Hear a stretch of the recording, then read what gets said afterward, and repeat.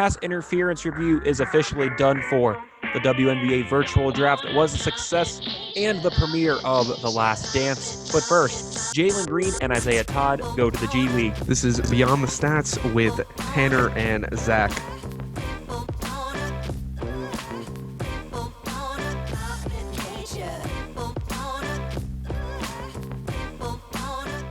So, Zach, Jalen Green and Isaiah Todd, two big names in the ESPN class of 2020, have officially announced that they are going to the G League.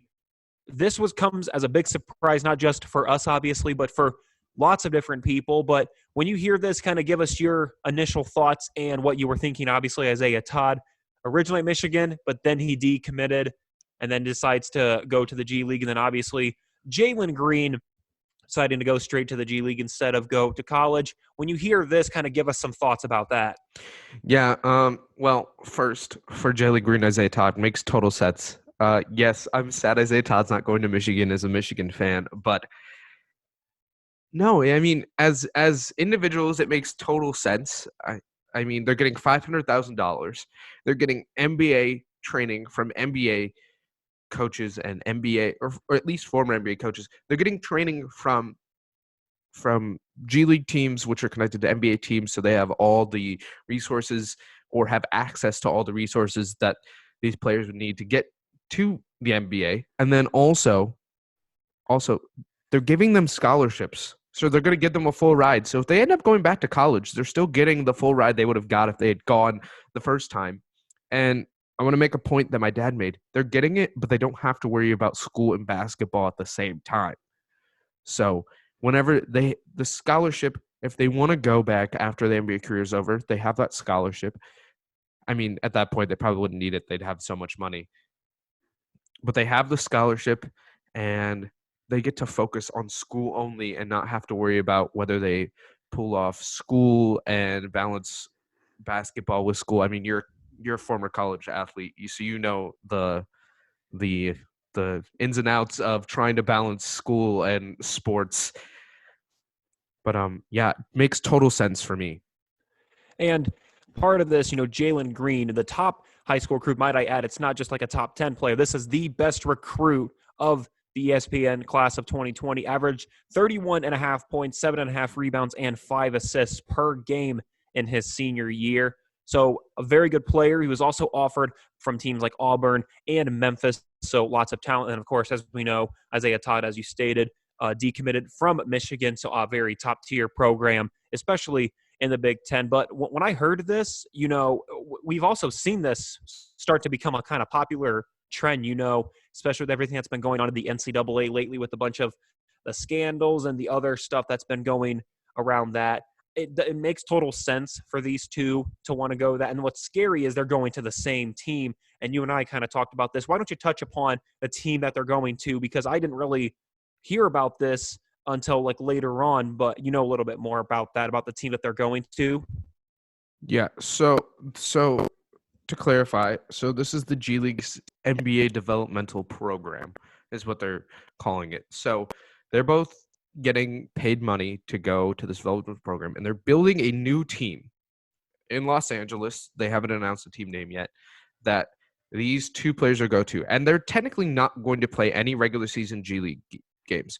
So they're going to play games against other international teams. They're going to play games against actual G League teams, but as exhibition games, not part of the season, because this team is not connected to any NBA team. And then the other thing they're going to do is they're going to play teams from other NBA academies around the world. So they'll play probably the same amount of games as they would have played in college, but they're playing against professional competition that are getting professional training, and they're not having to focus on that in school, and they're not going to have the 20-hour per week limit that the NCAA has and things like that. Like that, they're basically just going to be playing basketball and getting paid $500,000 to do it for an entire year, to furlough them into playing basketball for millions of dollars for who knows how long. And Zach, one thing that I think that we need to make sure we also look at is not only is this life-changing for both Jalen Green, Isaiah Todd, and the G League, but don't forget the NCAA. I kind of mentioned it a little before with, kind of the scandals and just kind of, I don't want to say a decline in it, but a lot of players kind of straying away from that. What do you think this does, in your opinion, for the NCAA and potentially even other players high school players who are thinking about going to college or going to the G League? What do you think this does for the NCAA as a whole? Yeah, well, the NCAA will still exist because the G League won't take all of them. But it will not, if the trend goes the way it could, and I would guess probably would go, it would go. The top talent would go straight to the G League. It'd be like baseball. The top talent leave high school, go and play in the minor leagues. It'd become that, but it'd be the G League instead of minor league baseball. Yeah, and then some talent would go to college, but not all of the talent would go to college. And because they're getting full ride scholarships anyway, there would be no reason it would be I'd be surprised if a top athlete went to college, considering they're going to get a scholarship and will eventually be able to go back if they want later on down the line, for whatever reason. Yeah, so NCAA talent won't be as good. Another thing is, so they were thinking, the NBA was thinking about changing the age back to 18 but it wasn't going to happen until 2022. Saw some new stuff out saying that probably won't happen now. So that, which strengthens the G League's case even more and hurts the NCAA more, because the top players, I mean, it would have hurt the NCAA if they had allowed 18, because the top players would then could have gone straight from high school. But now the NBA is building a system that funnels them into their programs and their workouts and their systems and their structures, so they don't have to play college basketball. College basketball will still exist. It just won't be the same because the top players will be going to the G League, I think. And Zach, a lot of really good points made there from your side. I think what's going to happen also, you're still going to get players who go to NCAA just to kind of get the feeling of what it's like to be in the March Madness, especially if they're with a top-tier program. March Madness, I would argue, is one of the most exciting times in all sports, both college and professional, because of the excitement of it, the games and holding that national championship and leading your team to hold up that trophy and say that you are national champions. So I think it'll change a little bit, but I don't know if it'll change too much. But again, only time is going to tell for how this whole thing will change, obviously, depending on this COVID-19 and how that affects everything. So only time will tell. But I think the NCAA is going to lose a little bit, but will still gain some popularity as well. Pass interference review is officially done in the NFL. We'll talk about that. I'm Tanner Camp along with Zachariah Begley. This is Beyond the Stats.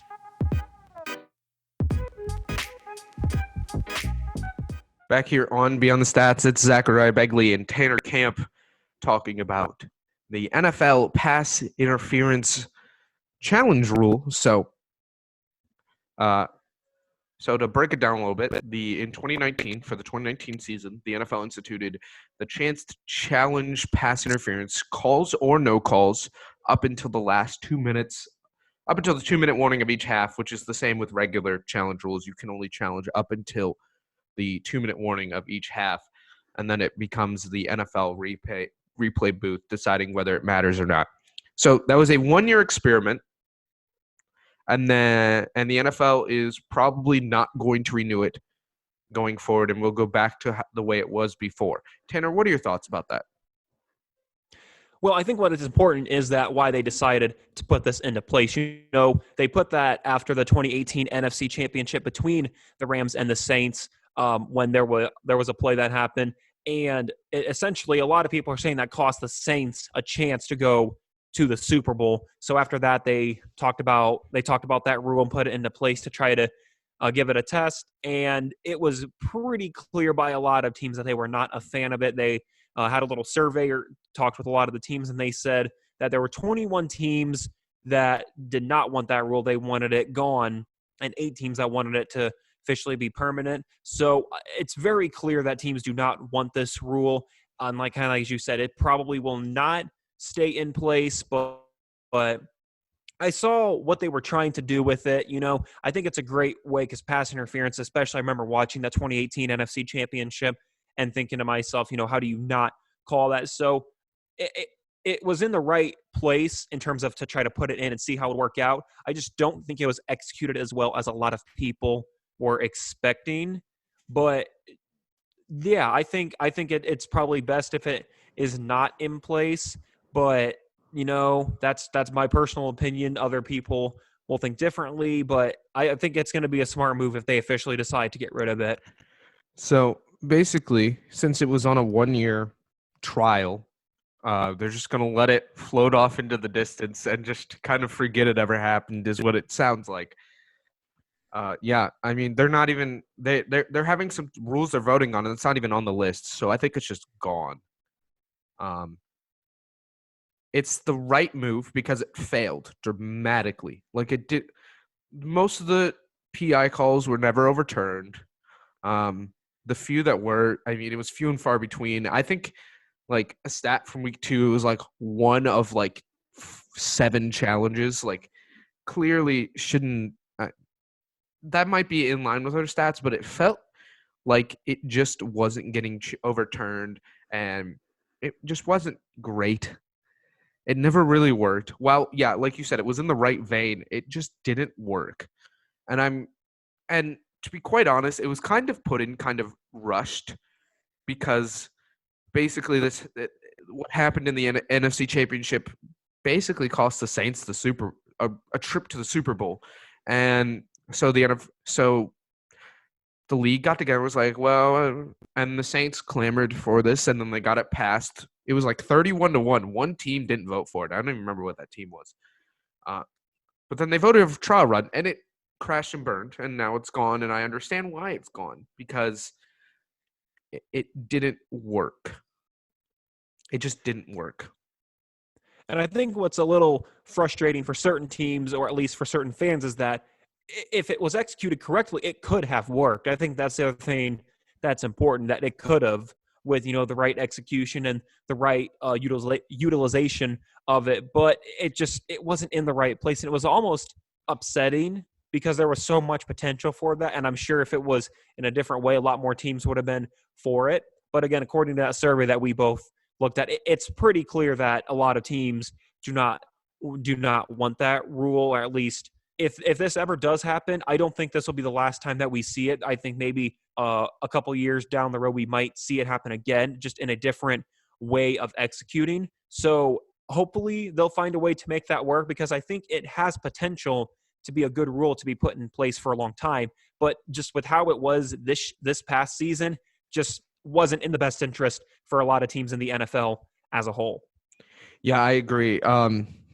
Revisiting it is totally a possibility, but they definitely should at least put it on hiatus for the near future. Coming up, we'll be talking about the WNBA virtual draft and more. This is Beyond the Stats with Zack and Tanner.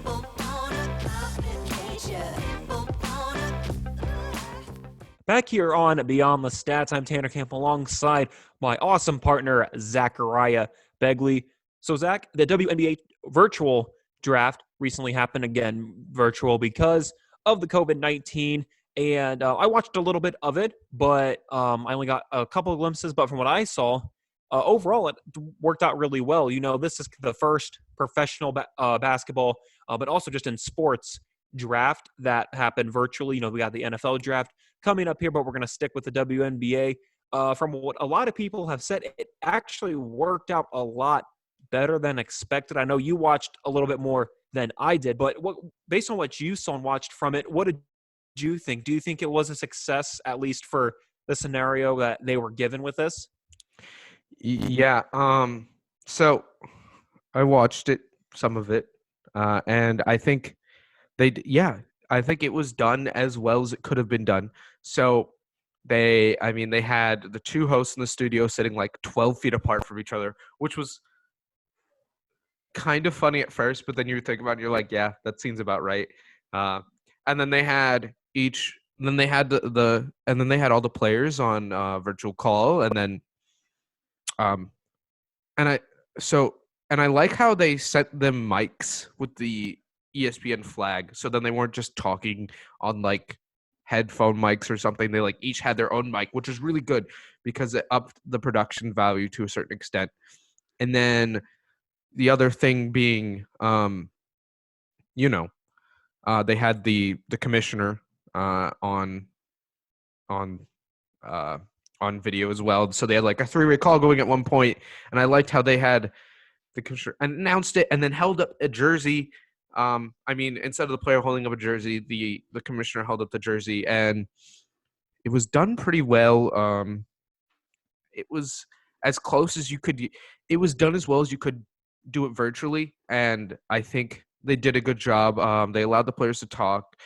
It wasn't the connections weren't terrible. I'm guessing ESPN had to do something to improve the internet to make sure everyone's houses had enough internet uh, speed to make it work. I'm not 100% sure. I mean, most people have high speed internet nowadays that can handle more than enough, but I'm sure ESPN went in and tried to give a boost or something to make sure nothing really crashed. But yeah, it worked out pretty well, and I think I don't really want to touch on the NFL draft, but I think the NFL draft has a format that they could, or a similar format they could use to kind of run it. No, definitely. Now, kind of looking beyond the actual of how the virtual draft work, looking more into it, what a surprise, but no, not really at all. The New York Liberty, with their number one overall pick, picked Sabrina Ionescu, the standout superstar from Oregon. Zach, I don't think this came as a surprise to anyone. We talked a little bit before we started here, and we knew it didn't matter what team, it didn't matter what position. She is the player that you want to have on your team right now because she is going to make an immediate impact just in her time at Oregon. You know, a 4-year starter. I think she played and started in every single one of her games, set multiple records, has more triple doubles than any other college player in men's or women's. Right now, you could argue she's one of the best college basketball players to ever lace up the shoes. What do you think about the New York Liberty's pick? I think you got quite a bit to say with that, but what do you think? I mean, home run. Home run. I mean, listen, she's a point guard, but she's 5'11". In the women's game, 5'11" is pretty tall. I mean, yeah. Just thinking about our college team, our one of our centers I think is 5'10", and she's a 5'11" guard. I mean, she averaged 17, 8, and 8 her last year in her last season at Oregon. I mean, yeah, the only player in college basketball history to have 2,000 points, 1,000 rebounds, 1,000 assists. Like you said, the most triple doubles in NCAA Division I history with 26. I mean, you can't. It was a no-brainer pick. Kind of like when Breanna Stewart came out, kind of like when Candace Parker came out. Like there were just occasionally you have no-brainer number ones, and she was the no-brainer number one. Um, yeah, you just can't. I'd be shocked, like if she doesn't do well in the WNBA. It seems like in the WNBA, players hit a little bit more than in the NBA. Like you don't. I can't think of anyone. Maybe I can't think of anyone being terrible after being a number one pick in WNBA, like in the NBA, with whether it's Kwame Brown or the Cleveland's number one overall pick. Give me a second. Anthony Bennett. Anthony Bennett. Thank you. That was bad. Anthony Bennett, Kwame Brown, even Sam Bowie, even though he went number 2. Yeah, just I think she just has. When you watch her play, you're just like, she's good at basketball, and she's good. Maybe she'll get off to a slow start, but she's going to figure it out, and she's going to play well in the WNBA. It's made it known by the New York Liberty that she could very quickly become their leader, not just obviously her game, because she's proven that she's one of the top talents in all the WNBA, but even just that leadership that she brings to the table. I mean, she had that leadership role in her 4 years at Oregon, and I have no doubt that she's going to bring it to New York Liberty. I can't wait to kind of find out about her, depending on when the WNBA, comes back. I kind of will be interested to see in her and how quickly she adjusts to the speed of the game and just kind of the overall feel to it. So I can't wait to watch her play, and I think she's going to change not just New York Liberty, but maybe the WNBA as a whole. The Last Dance is premiering tomorrow. We're going to talk about that. I'm Tanner Camp alongside Zachariah Begley, and this is Beyond the Stats.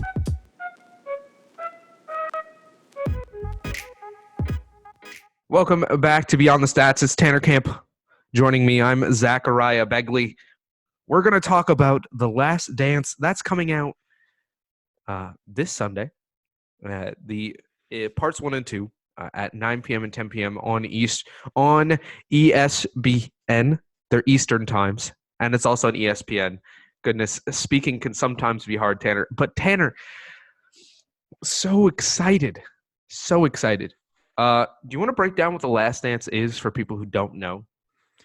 Absolutely, Zach. So for those who don't know, The Last Dance is a 10-part documentary series about the 1997-98 Chicago Bulls team. During that year, the entire Bulls agreed that cameramen could follow them at any point during their opening practices, during games, during behind locker rooms. They said that there is more content on this season than probably any other team ever in the history of the NBA. So there's going to be some footage that people have never seen before. And this is so big, they've actually broken it up into a stretch of 5 weeks. So for tomorrow, which will be at 9 o'clock, or this upcoming Sunday, it'll be 9 o'clock. And it'll be for parts 1 and 2. So the first part at 9, the second part at 10. And then next, the following week, same time, 9 and 10, it'll be parts 3 and 4, and so on until it reaches the end. But again, the focus is on the 97-98 Chicago Bulls. This originally was not even supposed to be ready yet until June or July, or at least premiered on TV. But then they decided with this whole COVID-19 that they would push the date and move it to this upcoming Sunday here. And I think a lot of people are happy about that. I know we talked about this before, and we're both really excited for how this could turn out. Yeah, I mean, as a Bulls fan who was born in '99, the year after Michael Jordan left, I'm excited to get a stronger glimpse into the world of Michael Jordan on the Bulls beyond what my dad has said and beyond what I know from, watching old games, things like that. But I'm excited. I'm really excited for this. Like, I am going to be on that couch at 9 o'clock, staring at that TV that you see behind me, just watching away. You will not see me anywhere else at 9 p.m., to be completely honest. So, and I think, because again, the thing that I think is important to know with this is, it wasn't supposed to be till in the summer, around June or July. But I think this is a great thing they pushed it, because whether you are or not a Chicago Bulls fan, I'm more of a Pacers fan, but you understand the impact that Michael Jordan and honestly that whole team made during the 90s. Aside, obviously they're arguably, that team especially is one of the best teams ever in the NBA. What I'm excited for is seeing the stuff, beyond the basketball, basically, behind the scenes. There was actually, I think either yesterday or 2 days ago, they put a little 5-minute clip of what you can see, and it showed right after they won their championship, they went right into what's this team going to be like next year. They interviewed Michael, they interviewed Phil Jackson, and then it looked behind the scenes like at Dennis Rodman working out, at Scottie Pippen working out, Michael Jordan getting there early to the gym. So it's some footage that I know I've never seen in any of the other documentaries or things that I've seen. So there's just going to be so much content behind it that I'm going to have to almost take notes to make sure I can keep up with everything. I also really love that they're doing it like every week, basically, parts 1 and 2 from the first part at 9, second part at 10. I love that, because then it makes you like, what happens next? What happens next? So you can see for the next week. So I think it's a great decision that they put this out already. And I know a lot of people are anticipating it to be a really, really good documentary. Yeah, and we'll be breaking down our recaps right here also. Plugging in a little bit for starting next week, but yeah, we're gonna have reactions of episode 1 and 2 next week, and you can guarantee we'll be reacting for the next 5 weeks as the show comes out. Both the docuseries and our show, both shows come out. Yeah, so I'm excited.